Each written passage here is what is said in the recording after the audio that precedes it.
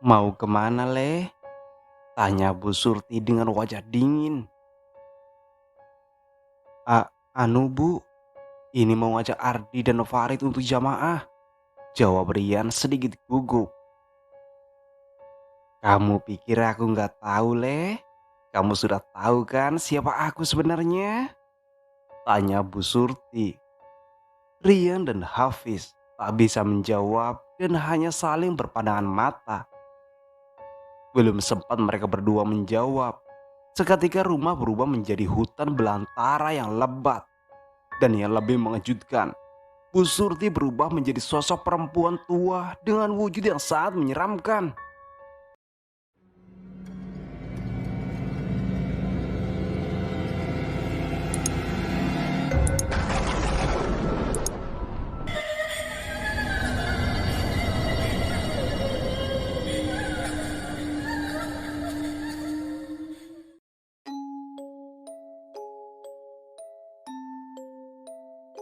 Assalamualaikum warahmatullahi wabarakatuh. Berjumpa lagi bersama saya Wahyu MDK. Oke teman-teman, kita lanjut ke part selanjutnya. Rian menuruti perkataan Hafiz sambil berusaha konsentrasi untuk mendengarkan apa yang dikatakan teman sekamarnya itu. Ternyata benar kata Hafiz. Samar-samar Rian juga mendengarkan suara-suara riuh di luar rumah. Fis, kok sepertinya ramai sekali di luar sana? Tanya Rian. Akhirnya kamu mendengarkan juga, Yan? Hafiz balik bertanya. Iya, Fis, jawab Rian singkat. Aku kemarin malam juga sempat mendengar suara-suara ini saat ingin buang air kecil. Karena penasaran, akhirnya aku memberanikan diri untuk mengintip keluar rumah. Hafiz mulai bercerita. Terus apa yang kamu lihat, Fis? Tanya Rian penasaran. Aku melihat ada bangsa ramai sekali di luar sana. Tapi penampilan mereka seperti di era sekitar sebelum Indonesia merdeka. Jawab Hafiz menjelaskan. Kamu gak sedang bermimpi kan, Fis? Tanya Rian seperti tidak percaya. Ya sudah, kalau kamu tidak percaya, ayo kita lihat lagi, ajak Hafiz.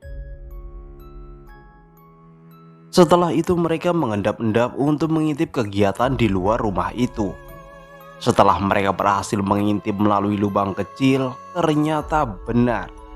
Mereka seolah-olah kembali ke masa sebelum Indonesia merdeka. Penampilan orang di luar sana sangat kuno pakaiannya. Mereka akhirnya memutuskan untuk kembali ke dalam kamar karena mereka mencium aroma dupa dan kemenyan yang menyeruak kembali menusuk hidung.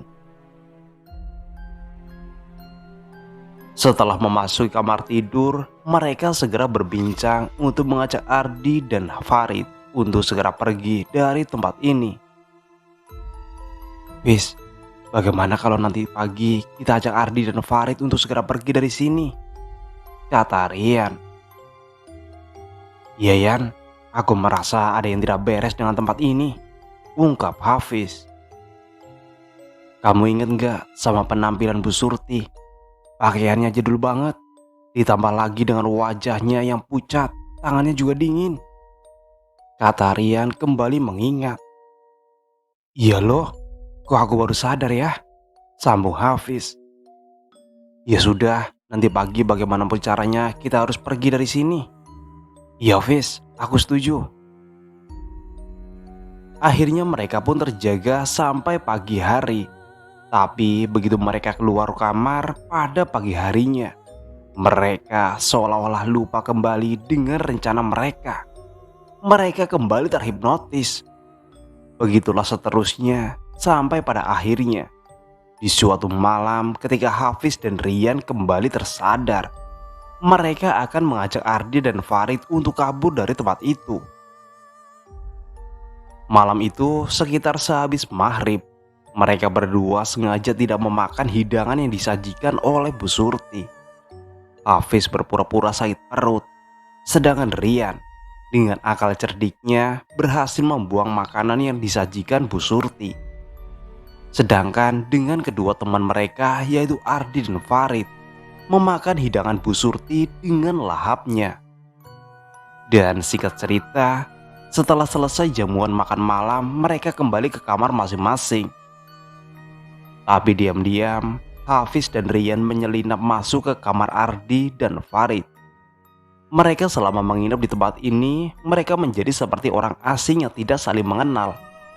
Kebetulan juga saat itu kamar tidur Ardi dan Farid belum dikunci dari dalam. Jadi dengan mudah Hafiz dan Rian masuk ke dalamnya. Setelah itu mereka berusaha menyadarkan Ardi dan Farid. "Di, Ardi, sadar di," kata Rian sambil menepuk-nepuk pipi Ardi yang pandangannya kosong. "Rid, Farid, sadar Rid, ayo bangun." Begitu pula dengan Hafiz melakukan hal yang sama. Tapi usaha mereka tak membuahkan hasil. Ardi dan Farid tetap saja pandangan mereka kosong. "Yan, gimana ini? Mereka tetap gak sadar?" tanya Hafiz mulai kebingungan. "Gimana kalau kita bacakan ayat kursi? Kamu hafalkan, Fiz?" tanya Rian balik untuk meyakinkan Hafiz. "Aku hafal, Yan, tapi kita harus berwudu dulu kan?" jawab Hafiz. "Ya wis, kita ke kamar mandi sama-sama untuk berwudu. Setelah itu kita pakai tuh sarung, peci, dan jangan lupa tasbihnya," jawab Rian kembali. Setelah itu mereka bergegas keluar menuju kamar mandi untuk mensucikan diri. Dan setelah itu mereka segera memakai pakaian sholat lengkap. Tetapi begitu mereka keluar kamar, mereka sudah dihadang oleh Bu Surti. "Mau kemana, Le?" tanya Bu Surti dengan wajah dingin. Anu Bu, ini mau ngajak Ardi dan Farid untuk jamaah," jawab Rian sedikit gugup. "Kamu pikir aku nggak tahu, Le? Kamu sudah tahu kan siapa aku sebenarnya?" tanya Bu Surti. Rian dan Hafiz tak bisa menjawab dan hanya saling berpandangan mata. Belum sempat mereka berdua menjawab, seketika rumah berubah menjadi hutan belantara yang lebat. Dan yang lebih mengejutkan, Bu Surti berubah menjadi sosok perempuan tua dengan wujud yang sangat menyeramkan. "Astagfirullahalazim," ucap Rian seketika mengucap istighfar. "Allahu Akbar." Begitu juga dengan Hafiz dengan kagetnya.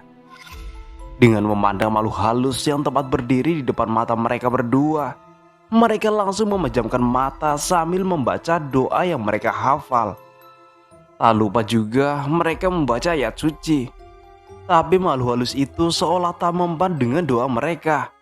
Mereka berdua terus berdoa sambil bertasbih, berharap makhluk halus yang ada di depannya segera pergi.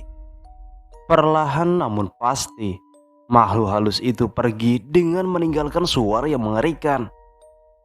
Setelah menyelesaikan doanya, mereka berdua segera membuka mata.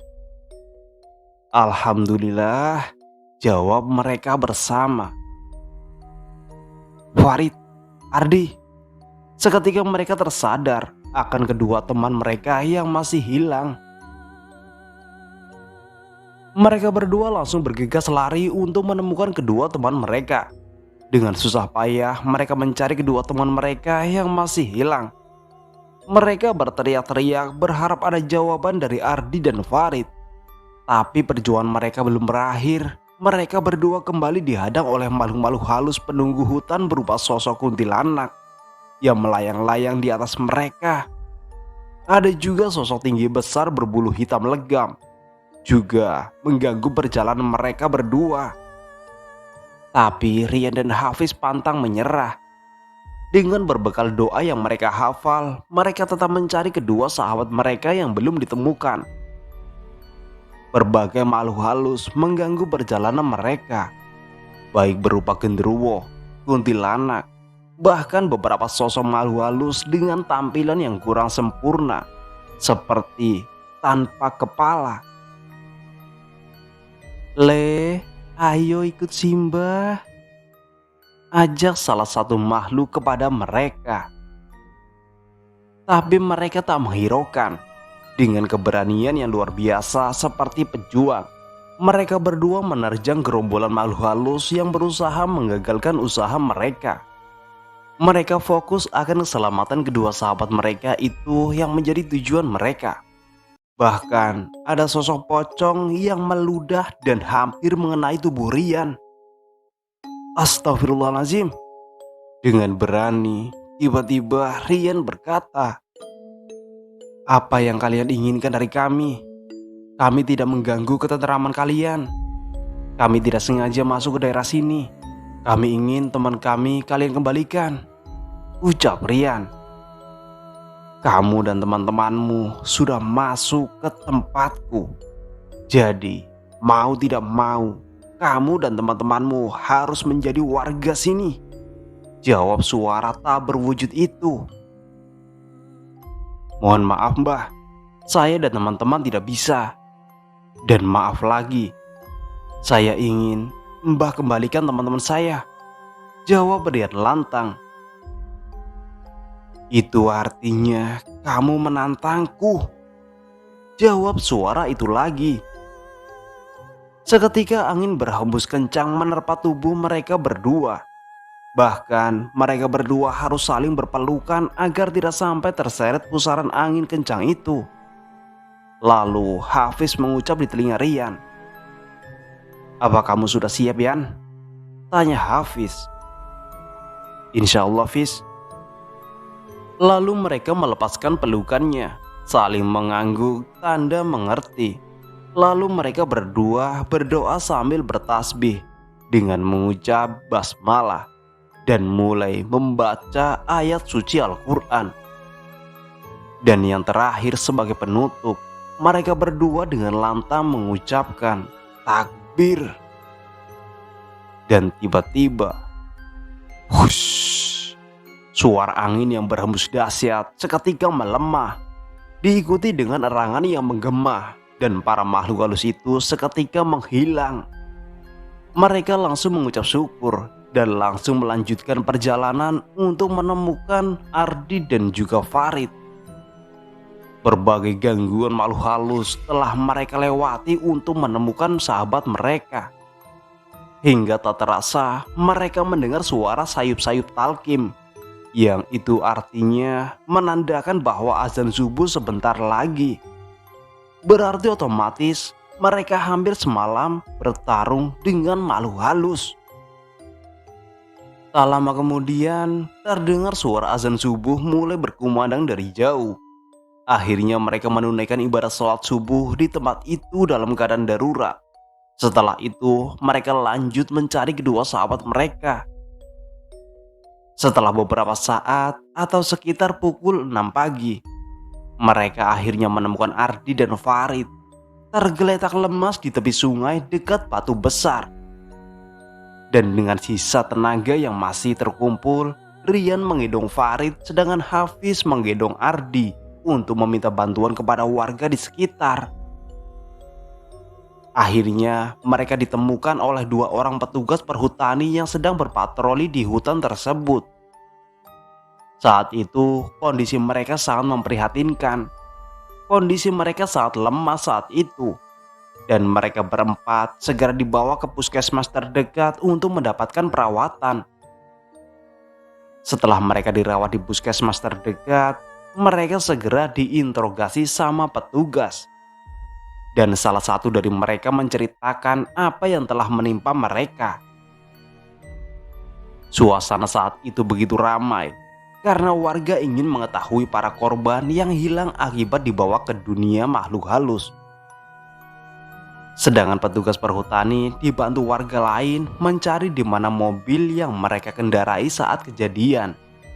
Ternyata mobil mereka ditemukan tak jauh dari jalan tembusan ke arah pantai Jala Sutra. Jadi kesimpulannya, mereka disesatkan di daerah situ atau warga menyebutnya Petak 15. Daerah yang paling dianggap angker oleh sebagian masyarakat. Setelah koordinasi, para orang tua mereka dipanggil untuk menjemput mereka. Setelah itu, mereka segera dibawa ke daerah masing-masing. Orang tua mereka ternyata sudah berusaha mencari mereka karena sebelumnya mereka pergi tanpa mengabarkan orang tuanya melalui telepon. Dan menurut warga di sekitar, memang petak 15 ini merupakan daerah paling angker di situ. Bahkan ada yang berkata bahwa di situ tempat pembuangan korban penembakan misterius atau biasa disebut Petrus di era kepemimpinan Presiden Soeharto. Banyak sekali mayat yang dibuang di situ, bahkan ada yang sampai dikuburkan di tempat itu. Makanya warga di sekitar situ tidak berani lewat daerah itu menjelang waktu maghrib. Karena di petak 15 itu terdapat kampung gaib atau biasa disebut dengan Kampung Tegal Ombo. Begitu menurut warga yang pernah juga tersesat di situ. Dan semenjak kejadian itu, Rian yang kebetulan adalah kakak dari temanku itu lebih religius dalam beribadah. Dia tidak akan lupa akan kejadian yang menimpanya bersama ketiga sahabatnya beberapa tahun yang lalu. Dan cerita pun selesai. Semoga kita bisa mengambil hikmah dari kejadian ini. Dan mohon maaf bila ada kata-kata yang kurang berkenan atau cara bacanya kurang pas. Saya pamit undur diri. Sampai jumpa di cerita selanjutnya. Assalamualaikum warahmatullahi wabarakatuh.